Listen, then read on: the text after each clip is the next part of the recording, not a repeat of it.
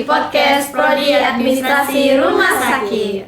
Saya Bu Wardah sebagai host pertama pada podcast kali ini dan saya Ibu Nanda hari ini berperan sebagai host kedua di podcast hari ini. Nah, hari ini kita kedatangan tamu nih dari para alumni kita di Prodi Administrasi Rumah Sakit. Nah, hari ini kita akan membahas tentang magang bergaji dan bekerja di Rumah Sakit Sembiring. Nah, tentunya kesempatan ini banyak sekali mahasiswa di luar sana ingin dan terjun langsung ke dunia pekerjaan seperti ini. Nah, hari ini kita kedatangan dua alumni kita. Yang pertama ada, boleh diperkenalkan kakak-kakak namanya? Perkenalkan, saya Satya Findriani dan saya Neka Serputri Malau. Oke, pertama-tama selamat kami ucapkan kepada adik-adik berdua telah menjadi mahasiswa terpilih magang bergaji. Nah, boleh nih diceritakan bagaimana perasaan kalian ketika pertama kali menerima kabar bahwa kalian menjadi salah satu mahasiswa yang bermagang bergaji di Rumah Sakit Umum Sembiring Deli Tua. Kalau dari saya, jujur perasaan saya ketika mendapatkan informasi saya lulus sebagai mahasiswa mendapatkan peluang untuk magang bergaji itu tentunya ada rasa senang dan bangga juga karena prodi itu mempercayakan saya memberikan peluang kesempatan itu karena membawa nama prodi juga tentunya.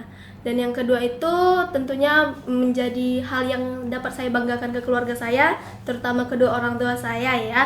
Di mana seorang anak yang masih menduduki semester 7 tapi sudah mendapatkan peluang langsung terjun ke lapangan, tentunya hal yang mungkin tidak didapatkan oleh seluruh mahasiswa, tapi saya mendapatkan hal itu suatu kebanggaan bagi saya dan kedua orang tua saya. Oke, Kalau mungkin dari Kakak Satya, bagaimana Kakak Satya? Kalau dari saya sendiri pasti senang juga ya Bu, sama seperti Neka, orang tua di rumah pasti senang mendengar kabar tersebut. Kami baru semester 7 sudah dapat magang bergaji. Kemudian magang bergaji ini juga bagus karena apa yang kami pelajari di kelas bisa kami praktekkan langsung di lapangan Bu, ya kan? Nggak hanya teori-teori tetapi juga kami tahu gimana lapangan kerja itu sebenarnya, seperti itu Bu. Kemudian ini juga bisa menjadi bekal kami saat tamat nanti supaya kami nggak terlalu kaget kayak oh ternyata ini sama kayak di dunia kerja, seperti itu Bu. Oke, mungkin ya pasti yang pertama itu adalah membanggakan orang tua. Iya. Selain membantu ekonomi, baru juga menambah keterampilan, skill dan keahlian, komunikasi juga yang baik pastinya. Pastinya kan di saat magang bergaji itu melatih kelatihan adik-adik ini bagaimana cara berkomunikasi dengan pasien, berkomunikasi dengan orang-orang yang lain gitu. Nah, sekarang saya mau tanya dulu nih kan, apa aja sih kegiatan kalian nih selama magang bergaji? Mulai dari magang bergaji sampai ini kan udah bekerja ya, jadi mungkin boleh diceritakan nih kakak-kakak semua ya, apa aja kegiatannya selama magang bergaji, di unit apa, dan unit-unit apa aja nih yang boleh untuk magang bergaji. Kan beberapa semester kemarin kan banyak ya, bukan hanya 2 orang untuk yang magang bergaji, jadi mungkin boleh di-sharing nih kita ke tempat kita nih, apa-apa aja yang kegiatan yang dilakukan selama magang bergaji. Berapa lama kemarin untuk magang bergaji? Itu kurang lebih 6-7 bulan. Kurang lebih 6-7 bulan dan mendapatkan gaji ya tentunya, ada uangnya tuh. Oke, silakan di-sharing kakak-kakak. Dari siapa dulu nih? Kakak Satya dulu silakan. Saya ditempatkan di unit HPK. Kebetulan kan kami magang bergaji itu Bu dibutuhkan untuk akreditasi rumah sakit. Nah, kami itu ditempatkan di beberapa Pokja dan saya di Pokja HPK atau hak pasien dan keluarga. Jadi di situ saya memberikan edukasi kepada para perawat, para petugas administrasi maupun kepada pasien supaya mereka tuh mengetahui apa saja hak dan kewajiban mereka di rumah sakit ini Bu. Kemudian di situ kami juga mempelajari banyak form-form atau surat-surat atau ya seperti berkas gitu di rumah sakit yang dibutuhkan di ruangan, apa saja yang akan dibutuhkan di akreditasi rumah sakit nanti. Kemudian kami juga melakukan pelatihan seperti itu, pelatihan komunikasi bagaimana kepada pasien, menghormati harkat dan martabat pasien, seperti itu Bu, kurang lebih. Untuk Kaneka, Untuk Kak Neka, Oke, silakan. kami kan sebelumnya direkrut sebagai tim akreditasi ya Bu, seperti yang sudah disampaikan Satya. Dan saya ditempatkan di Pokja TKRS, yaitu Tata Kelola Rumah Sakit, dan sekaligus menjadi asisten HRD.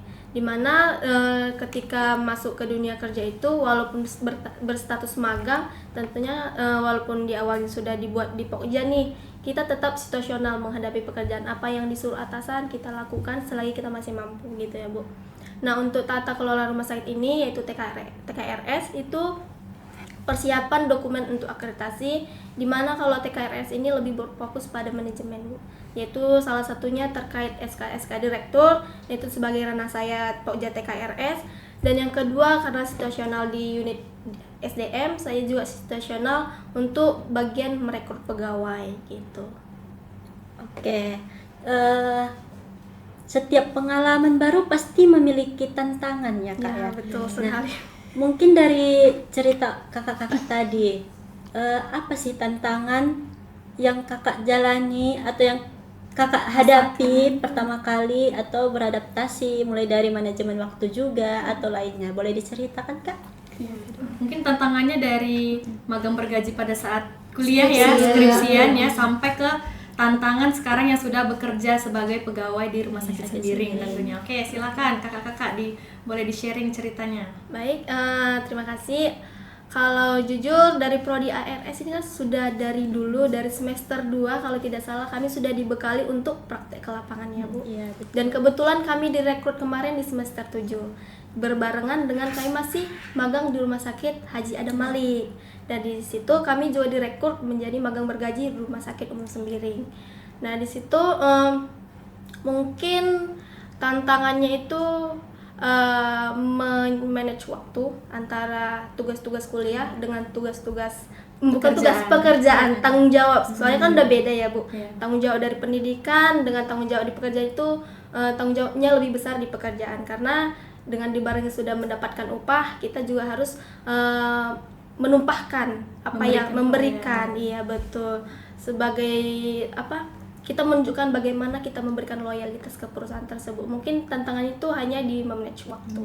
Iya. Nah, itu mungkin pada saat masih menjadi mahasiswa ya. Betul, Ibu. Kalau tantangan pada saat udah menjadi pegawai nih, kira-kira apa Kak? Walaupun masih beberapa bulan, pastinya kan sudah beradaptasi nih, sudah tahu lingkungannya, sosialnya bagaimana gitu kan. Pasti kan ada, oh ternyata begini nih, setelah bekerja ternyata begini, udah mendapatkan gini, dulu masih mahasiswa masih seperti ini. Berbeda Sekarang ya, sudah Bu? pegawai pasti berbeda gitu kan tantangannya. Mungkin kalau masih menjadi mahasiswa, mungkin penegurannya mungkin agak halus, lembut. Nah, mungkin pada saat sudah pegawai nih, lebih penekanannya ini pasti lebih beda gitu kan dibanding pada saat mahasiswa. Mungkin boleh di-sharing untuk pada saat menjadi pegawai nih, apa nih tantangan yang dihadapi nih walaupun masih beberapa bulan mungkin ya.